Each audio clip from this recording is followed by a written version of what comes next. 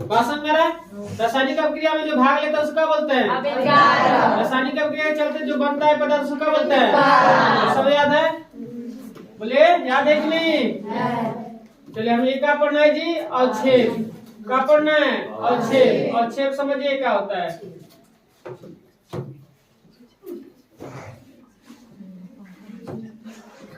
देखिए मेरे रीडिंग में क्या है?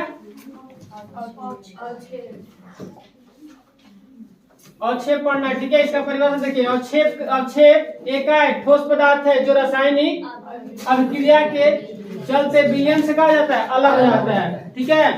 ये अवक्षेप का एक ठोस पदार्थ है, अवक्षेप का एक ठोस पदार्थ है, ठीक है, जो रासायनिक अभिक्रिया के चलते विलयन से कहा जाता है अलग। विलयन मतलब क्या? घोल। विलयन पढ़ोगे 9th क्लास में, घोल। घोल पढ़े ना जी?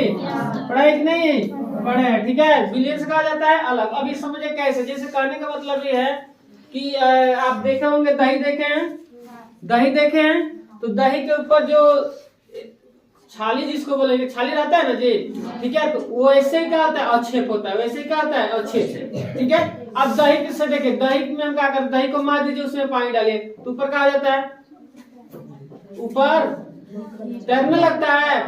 क्या? मक्खन जिसको बोलेंगे उसको निकाल कर घी बने, जो ही बने, ठीक है। बात समझ में है?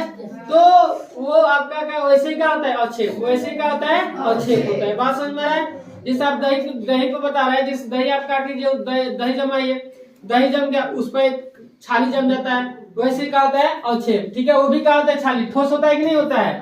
होता है, ठीक है। अगर उसमें पानी डालते हैं, पानी डालेंगे तो क्या हो जाता है? उससे अलग ऊपर तैरने लगता है।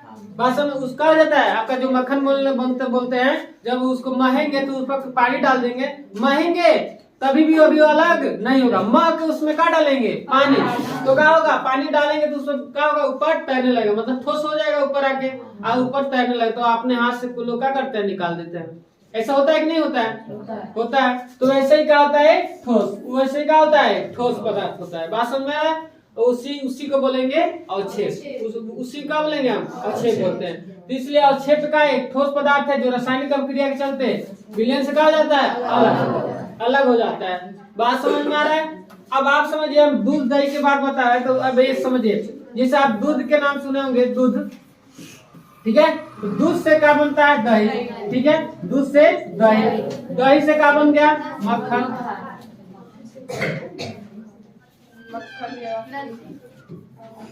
मक्खन मान ऐसे दूध से क्या बन गया? दही, दही से मक्खन, या जो भी हो, ठीक है।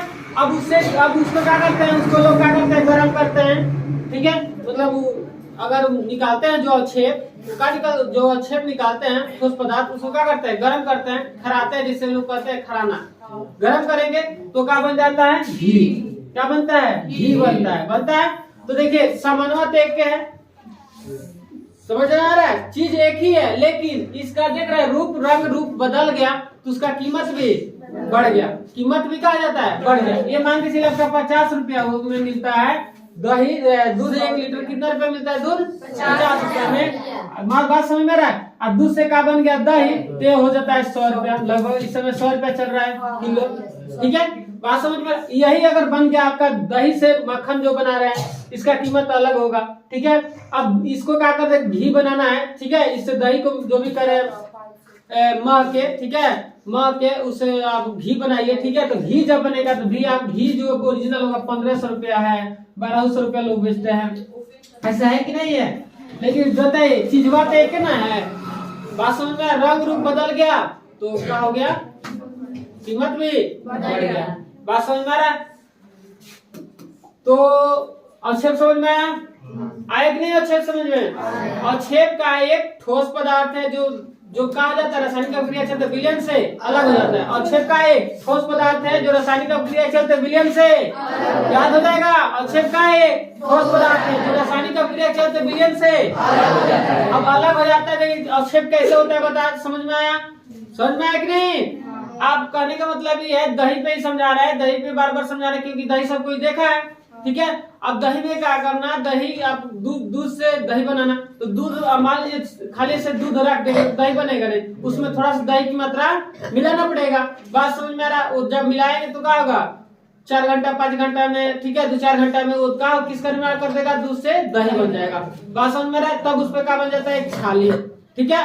उस वैसे ही क्या होता है, अवक्षेप, उसी का बोलेंगे हम अवक्षेप बोलेंगे। बात समझ में रहा है? तो अवक्षेप एक ठोस पदार्थ है जो रासायनिक विलयन से कहा जाता है अलग। कभी कभी देखना, दूध को गर्म कीजिए, दूध को क्या करना, गर्म करना, गर्म करेंगे तो कुछ समय उसको छोड़ देना, गर्म करके छोड़ देना, देखना उसमें एक छाली जम जाएगा, छाली हो जाता है ना। बात समझ में रहा? तो वैसे ही क्या होता है, अवक्षेप, उसी का बोलेंगे हम अवक्षेप, वैसे ही होता है। बात समझ में रहा? तो अवक्षेप एक ठोस पदार्थ है जो रासायनिक अभिक्रिया के चलते विलयन से अलग हो जाता है। अब ये देखिए आपका मेन हेडिंग, रासायनिक अभिक्रियाओं की विशेषताएं या अभिलक्षण, ठीक है।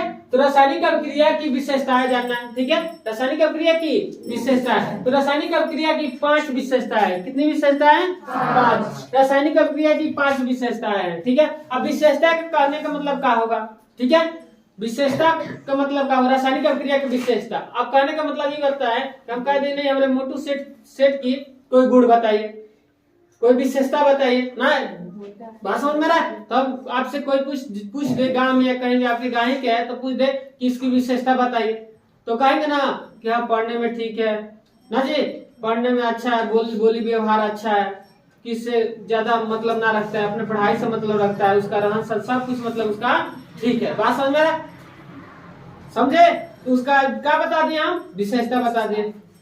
अगर छिछुन्नर होगा तो हम ये कहेंगे पढ़ता लिखता ना है, नालायक है, दिन भर घूमता है, पढ़ाई से कोनो मतलब ना रहता है।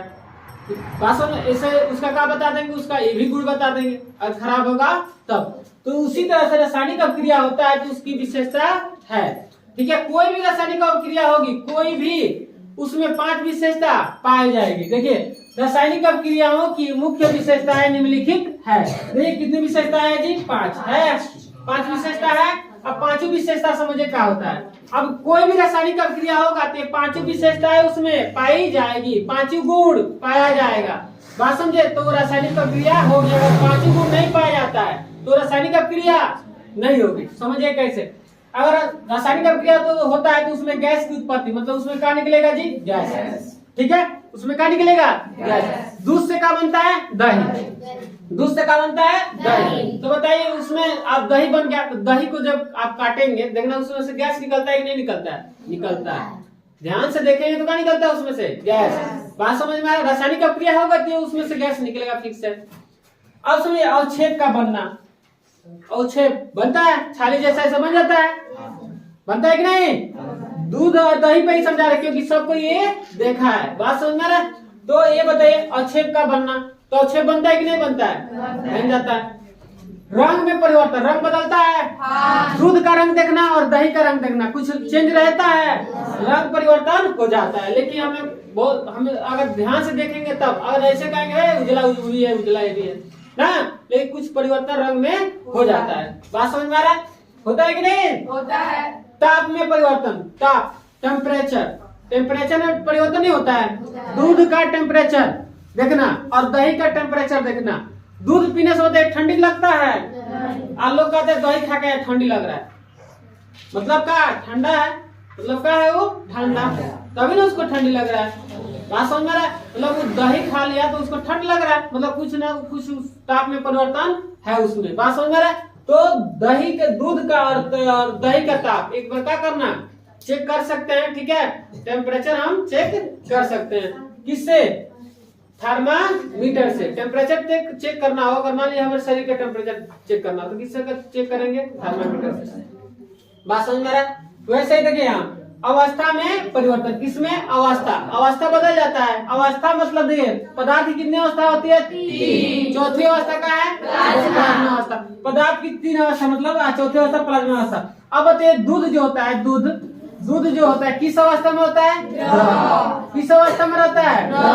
अब दूध से जब दही बनता है, दूध से क्या बनता है, दही, तो दही किस अवस्था में हो जाता है, किस अवस्था में, अब बताइए अवस्था बदल गया, द्रव से किसका हो गया, ठोस, तो अवस्था भी बदल जाता है। क्या बदल जाता है, अवस्था भी।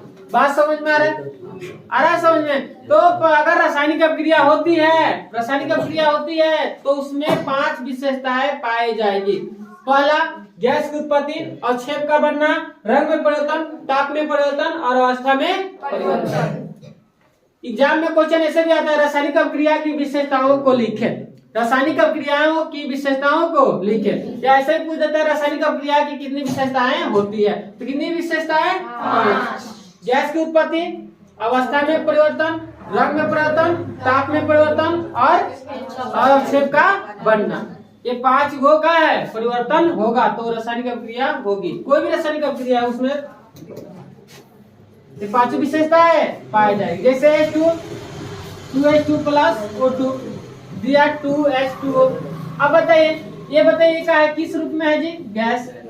हाइड्रोजन H के हाइड्रोजन किस रूप में है? गैस। ये भी किस रूप में है जी? गैस। अब बताइए, ये जब रासायनिक अभिक्रिया हो रहा है तो किस रूप में हो गया? जल। ये जल है ना, जल का सूत्र है। H2O किसका सूत्र है? जल का। ये क्या है जी? जल।